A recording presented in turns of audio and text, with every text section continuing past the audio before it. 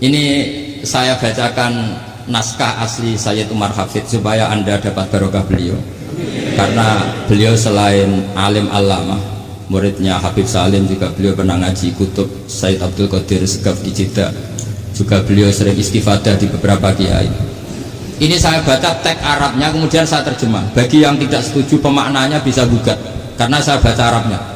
Yang nggak setuju pemaknanya bisa gugat, tapi tak jamin kalah karena saya paham betul teksnya maknanya seperti itu.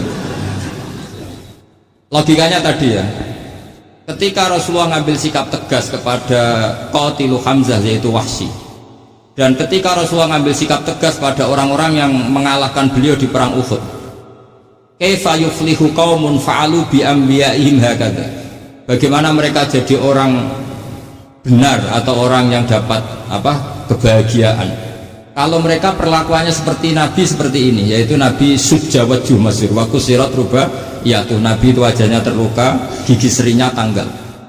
Orang-orang seperti ini tuh nggak akan bejo kalau orang Jawa, nggak akan falah. Tapi apa yang terjadi? Allah menurunkan ayat laisa laka minal amri syai'un aw yatuba 'alaihim aw yu'adzibahum. Muhammad itu bukan wilayah kamu ngecap orang, menstigmasi orang itu tidak wilayah kamu. Saya bisa saja mengampuni mereka atau menyiksa saya itu atau menyiksa mereka itu wilayah saya, kata Allah. Saya bisa saja mengampuni mereka atau menyiksa mereka itu wilayah saya. Sehingga akhirnya apa? Rasulullah tidak ngambil sikap yang mungkin orang lain mengatakan itu tidak tegas, tapi itu kearifan.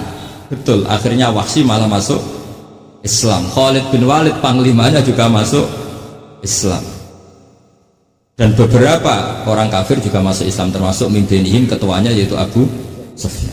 Ini penting saya utarakan. Makanya ini saya baca pembenaran dari konstruksi pikiran tadi. Nah ini supaya khas. Ini khasnya orang mondok 10 tahun nih. Jadi ini saya baca ini. Nah, biar jelas ini nanti tagnya persis ya, tidak saya rubah. Ini di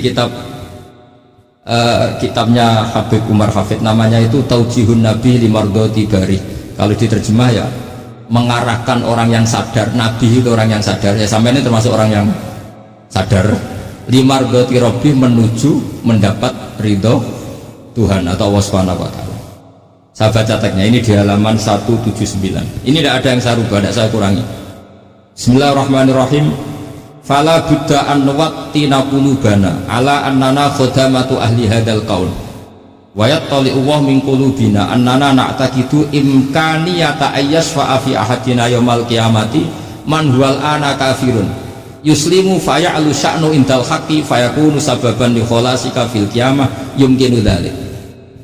Jadi kita para dai, para kiai itu adalah khodamatu hadal kaun. Kita ini adalah pelayan alam raya ini yang selalu berharap alam ini akan lebih baik. Orang yang sekarang sedang kafir bisa saja nanti yang nyafaati kamu di akhirat, yaitu mereka masuk Islam lalu Islamnya lebih serius, akhirnya punya hak syafaat. Sementara kamu Islam mulai kecil tapi biasa-biasa saja seperti ini, mulai dulu ngaji terus sama Ki Abdul Manan, nggak pernah yang ngisi ngaji, itu artinya nggak ada perkembangan. Makanya saya nggak ingin ngaji lagi, karena saya ingin perkembangan Anda nanti tukang mengisi, bukan yang diisi. Kalau saya nanti ngaji lagi di sini, artinya Anda kalau tetap mendengarkan itu tidak ada perkembangan. Pantes saja sing mulang Gus Bahak sampean sing ngaji. Sekali-kali ada perkembangan, saya ngaji sampean yang mulang, itu bagus ya. Meskipun itu perkembangan yang menyesatkan.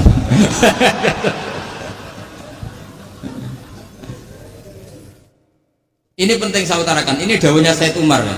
Orang yang sekarang sedang kafir bisa saja orang ini nanti nyafaati kamu, yaitu beliau orang ini Islam, kemudian Islamnya serius, maka punya hak syafaat, sementara kamu Islamnya biasa-biasa saja. Itu masyhur kayak Sayyidina Umar.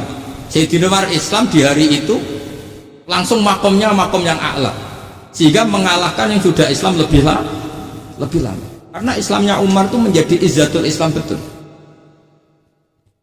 Makanya jangan benci orang tegas teman-teman, kadang ya ada baiknya. Abu Bakar itu sudah Islam tapi layinal janib, orangnya santun, kalau dipisai orang yang menengahi lah, kira-kira seperti itu. Begitu juga Bilal, Ammar, Suhaib. Singkat cerita, Rasulullah itu sering dibully ya, sering disiksa orang-orang kafir. Rasulullah berharap, wah kalau yang Islam gini terus repot. Melihat Umar ini petarung, Di pasar Uka dia dapat uang itu kalau tarung, menangan. Kata Rasulullah, kalau ini yang Islam ya bagus. Beliau berdoa, Allahumma aizal Islam bi Umar. Itu kira-kira 2 hari dari doa beliau, Umar masuk Islam. Itu pertama masuk Islam itu orang-orang kafir diparani. Kalau kamu ganggu Rasulullah Muhammad tak bunuh. Semenjak itu orang kafir yang gentenan sembunyi. Sehingga kata para mereka yang Islam selalu jaya mut aslama Umar, ketika Umar masuk Islam. Itu dalam satu hari Islam itu Rasulullah sudah ngendikan Umar yang Islam sehari ini imannya kalau ditimbang separuh ahli dunia masih unggul sama Islamnya Umar. Nah bisa saja seperti itu. Jadi saya minta sama teman-teman yang mencintai ilmu, tidak tegas itu bagian dari ketegasan dalam ilmiah, karena kita ini tidak mengendalikan dunia, tidak mengendalikan hidayat, hanya Allah piyambak yang ngasih hidayat. Maka sikap kita laisalaka minal amri syai'un aw yatuba alaihim aw yu'adzibahum. Rasulullah yang ahabbul khalqi ilallah saja tidak boleh tegas karena semuanya potensi itu ada.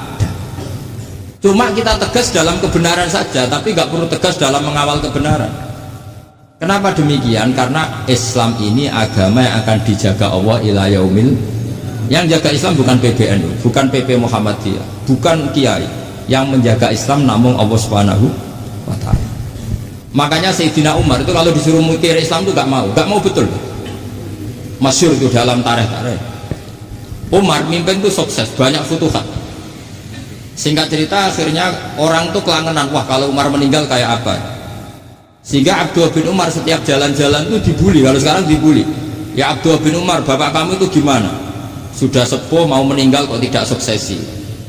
Kalau saja ada orang penggembala kemudian meninggalkan kambingnya di hutan, kamu anggap orang yang mudoyik enggak, menyanyiakan kambing itu enggak? Ya iya, kata Abdullah bin Umar. Apalagi amru hadil umat ini mau ditinggal gelanggang, nanti suatu saat Umar meninggal. Mbok ya suksesi supaya jelas. Logika itu diaturkan ke Umar radhiyallahu anhu, ke Sayyidina Umar. Pertama Umar agak tertarik dengan logika itu. Lama-lama beliau marah. Tidak jadi. Saya tetap tidak akan istikhlaf, tidak akan suksesi. Dan saya tidak akan mikir Islam katanya. Islam akan diurus oleh Allah Subhanahu. Terus beliau ngendikan, Islam ini jalan ketika ditinggal Abu Bakar.